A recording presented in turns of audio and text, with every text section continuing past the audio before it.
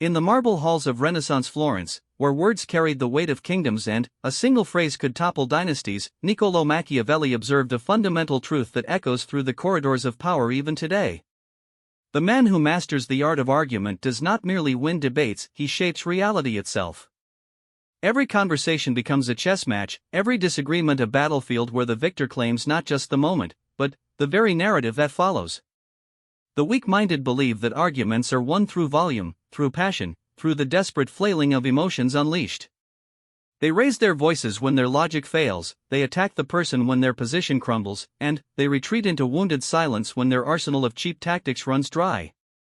But the truly powerful understand that argument is architecture, each word carefully placed, each pause deliberately timed, each response designed not just to deflect the immediate attack, but to establish a foundation of authority that makes future challenges increasingly difficult.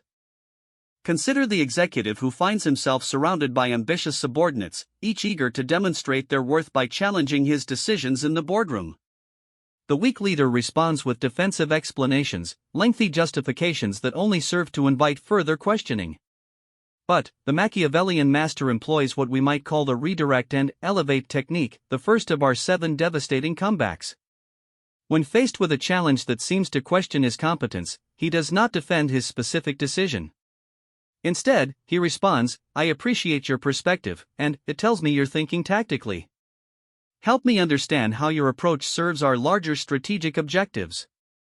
In a single sentence, he has accomplished 3 things: acknowledged the challenger without validating their position, elevated himself to the strategic level while relegating them to tactical concerns, and turned their challenge into an opportunity for them to expose the limitations of their own thinking. The beauty of this approach lies not in its cleverness, but in its psychological precision. The challenger now faces an impossible choice.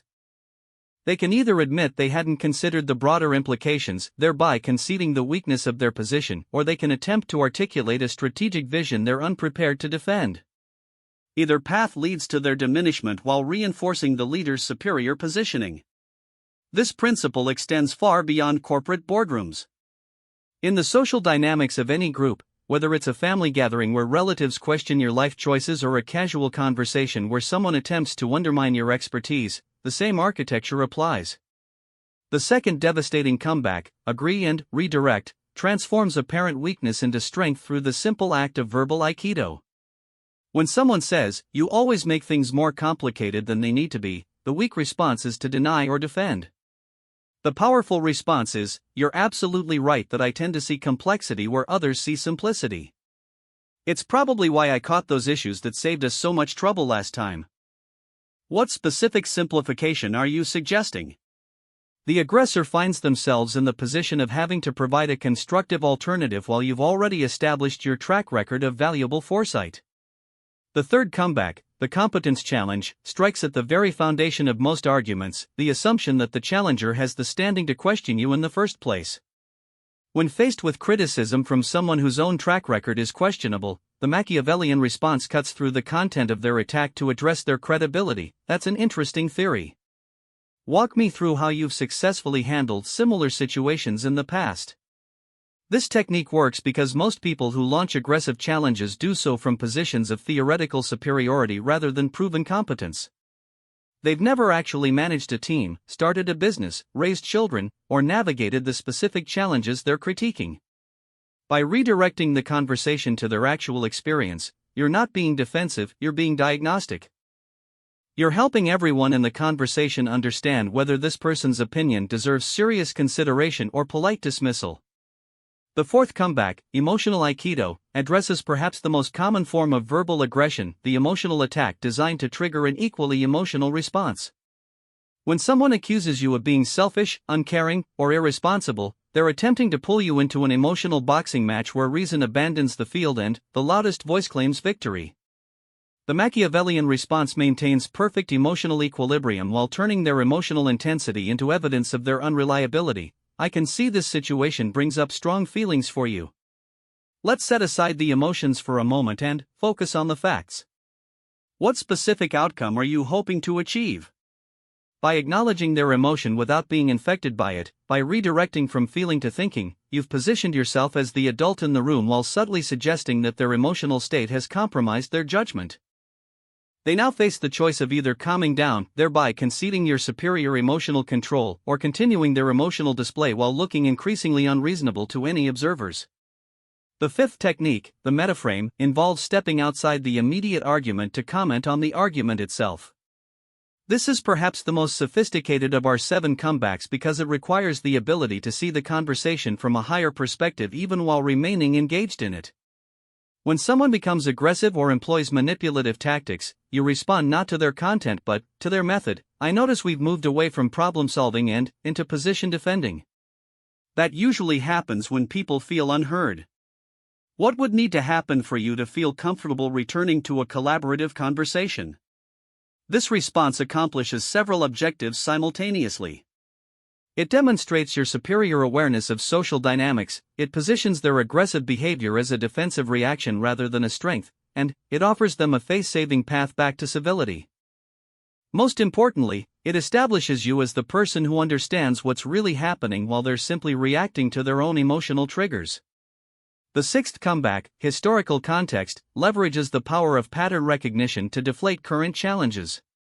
When someone presents their criticism or challenge as if it's a novel insight, you respond by placing it in historical context. This reminds me of the same conversation we had 6 months ago about the Johnson Project.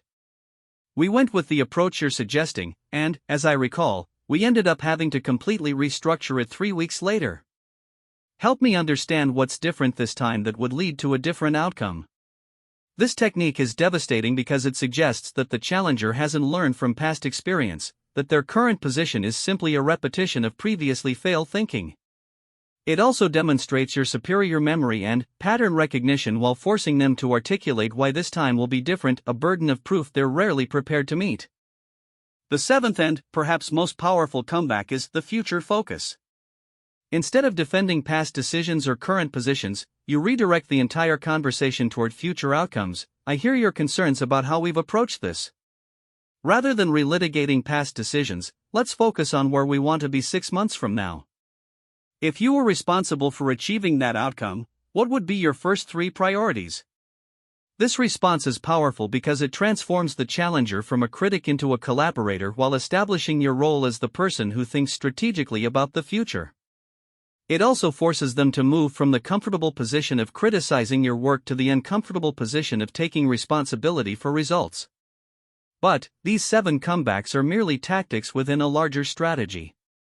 The truly powerful understand that the goal of mastering arguments is not to win individual conversations, it's to establish a reputation for intellectual dominance that makes future challenges increasingly rare.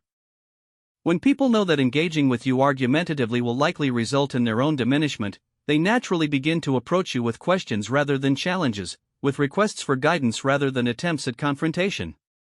This transformation doesn't happen overnight, and it requires more than just verbal techniques. It requires the kind of fundamental self-development that Machiavelli understood as the foundation of all power, the deliberate destruction of one's weak self in favor of a stronger, more capable version. Part 2, The Forge of Self-Destruction. The second part of our Machiavellian truth cuts deeper than mere verbal sparring. The man who destroys his weak self can never be destroyed by others because he has already done the hardest work. He has looked honestly at his own limitations and systematically eliminated them. This is not the gentle self-improvement of popular psychology, with its affirming mantras and comfortable growth. This is the brutal archaeology of the soul, where every weakness is excavated, examined, and either transformed or eliminated entirely. Most people live their entire lives protecting their weak selves, building elaborate defensive structures around their limitations, creating stories that justify their failures and blame external circumstances for their lack of progress. They surround themselves with people who enable their weaknesses, who tell them that their failures are not really failures, that their limitations are actually strengths, that the world is simply not ready for their unique gifts. This protective ecosystem becomes a prison, and they become its most devoted guard. But, the Machiavellian understands that this protective ecosystem is also what makes him vulnerable to destruction by others. Every weakness he protects becomes a weapon that his enemies can use against him. Every limitation he refuses to acknowledge becomes a blind spot that others can exploit. Every comfortable lie he tells himself becomes a truth that others can force him to confront at the worst possible moment. The process of self-destruction begins with what we might call the inventory of weaknesses, a systematic cataloging of every way in which you currently fall short of your ideal self. This is not an exercise in self-hatred or destructive criticism. It is a strategic assessment, as cold and objective as a military intelligence report. You must examine your patterns of thinking, your emotional reactions, your social behaviors, your professional capabilities, your physical condition, your relationship patterns, and your decision-making processes with the same dispassionate clarity that a general studies the terrain before a battle. Consider the executive who discovers that he avoids difficult conversations with underperforming employees because he fears conflict. This weakness manifests in multiple ways. His team's overall performance declines, high performers become frustrated with the lack of accountability, and, eventually, his own superior questions his leadership effectiveness. The traditional approach would be to find ways to work around this limitation, perhaps delegating the difficult conversations to HR or finding gentler ways to address performance issues. The Machiavellian approach is fundamentally different. He recognizes that his fear of conflict is not a personality trait to be managed but a weakness to be eliminated. He studies the source of this fear, perhaps a childhood where conflict led to abandonment, or early professional experiences where direct communication was punished. But, rather than using this understanding to excuse the limitation, he uses it to design its destruction. He begins systematically exposing himself to increasingly difficult conversations, not just in professional settings but in every area of his life. He practices delivering uncomfortable truths to service providers, to family members, to friends who have crossed boundaries. He studies the techniques of people who handle conflict gracefully, and he develops his own methods for delivering difficult messages with both clarity and respect. Most importantly, he refuses to retreat from conflict even when his initial attempts are clumsy or unsuccessful. Over time, something remarkable happens. The neural pathways that once triggered fear in conflict situations begin to weaken through disuse, while new pathways associated with confidence and effectiveness in difficult conversations grow stronger through repeated activation. The man who once avoided conflict becomes someone who handles it so skillfully that others actually seek him out for advice on managing difficult situations. This transformation illustrates a crucial principle: the destruction of weakness is not about suppressing or managing limitations, it's about replacing them entirely with new patterns of thinking and behavior. The weak self doesn't gradually improve, it is systematically destroyed and replaced with something fundamentally different. The process extends to every area of personal development. Take the common weakness of being overly concerned with others' opinions. Most people manage this limitation by seeking reassurance, by surrounding themselves with supportive people, or by avoiding situations where they might be judged. The Machiavellian approach involves deliberately exposing oneself to criticism, judgment, and social disapproval until the emotional impact of others' opinions diminishes to manageable levels. This might involve taking public speaking classes where you intentionally make mistakes, expressing unpopular opinions in social settings, or pursuing goals that others consider unrealistic or inappropriate. The objective is not to become callous or insensitive to feedback, but to develop the emotional independence that allows you to consider others' opinions without being controlled by them. Physical weaknesses require the same systematic approach. The man who recognizes that his poor physical condition makes him vulnerable to health problems, to reduced energy, to the subconscious disrespect that others feel toward those who can't control their own bodies, doesn't simply join a gym and hope for gradual improvement. He designs a complete transformation of his relationship with physical discipline, often by taking on challenges that seem impossibly difficult. He might commit to a marathon when he can barely run a mile, not because the marathon itself matters, but because the process of preparing for it will destroy his identity as someone who is not physically capable. Every day of training becomes an act of rebellion against his former self. Every mile run is evidence that his old limitations were choices rather than fixed realities. The same principle applies to intellectual development, emotional regulation, social skills, professional capabilities, and every other area where weakness might exist. The Machiavellian doesn't gradually improve his public speaking skills by joining Toastmasters and working through the comfortable progression of exercises. He volunteers to give a presentation to his company's board of directors, or offers to speak at an industry conference, creating a situation where failure would be publicly visible and personally devastating. This approach works because it recruits the same fear that once protected his weakness to now demand its destruction. When the stakes are high enough, when the cost of remaining weak becomes greater than the cost of change, the human psyche mobilizes resources that were previously unavailable. Patterns of thought and behavior that seemed unchangeable suddenly become fluid and malleable. But, perhaps the most important aspect of this self-destruction process is developing what we might call meta-awareness, the ability to observe your own thoughts, emotions, and behaviors as they occur, rather than simply being carried along by them. This awareness allows you to catch yourself in moments of weakness and choose different responses, gradually building new patterns that eventually become as automatic as the old ones. The man who once reacted defensively to criticism learns to pause and ask himself, what is my defensive reaction trying to protect? What weakness is it revealing? How can I use this criticism as information rather than treating it as an attack? Over time, criticism becomes valuable feedback rather than emotional assault, and the person delivering it becomes an unwitting ally in the ongoing project of self-improvement. This meta-awareness also prevents the common trap of replacing one weakness with another. The person who eliminates their fear of conflict but becomes unnecessarily aggressive has simply traded one limitation for another. True self-destruction involves not just eliminating weaknesses but developing the wisdom to know when and how to apply newly acquired strengths. The result of this systematic self-destruction is not perfection that remains a useful but unattainable ideal. The result is anti-fragility, to borrow Nassim Taleb's term. The man who has deliberately exposed himself to criticism, conflict, physical challenge, intellectual difficulty, and social disapproval has developed the psychological and practical resources to not just survive such challenges but to grow stronger through them.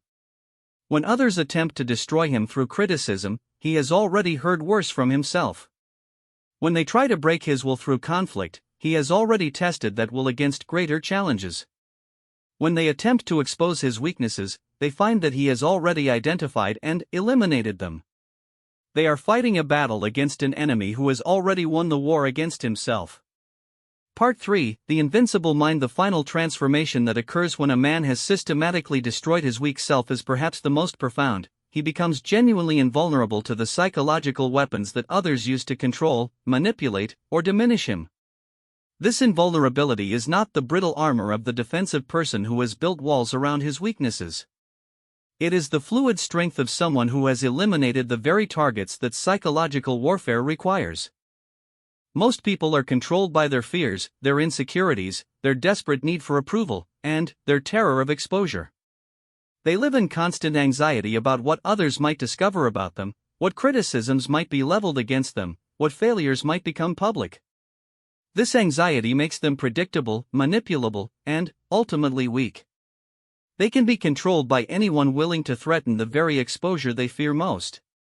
The political candidate who fears that his past mistakes will become public can be controlled by anyone who discovers those mistakes. The executive who desperately needs to appear competent can be manipulated by anyone who threatens to expose his incompetence.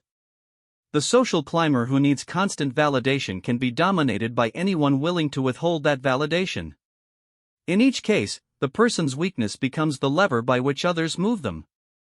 But, consider what happens when someone has already exposed his own mistakes, acknowledged his own incompetence, and eliminated his need for external validation.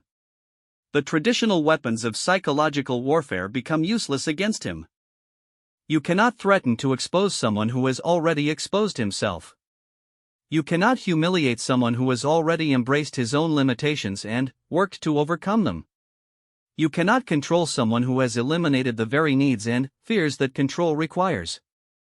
This transformation creates what we might call strategic transparency, the ability to be completely honest about your capabilities, limitations, mistakes, and intentions because you no longer fear the consequences of that honesty. The weak person must constantly manage his image, carefully curating what others know about him, spinning every interaction to maintain favorable impressions.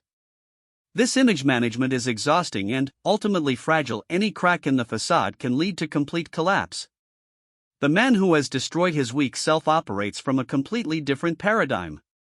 He can acknowledge his mistakes because he has already learned from them. He can admit his limitations because he has plans to overcome them. He can be honest about his intentions because he has already considered their ethical implications.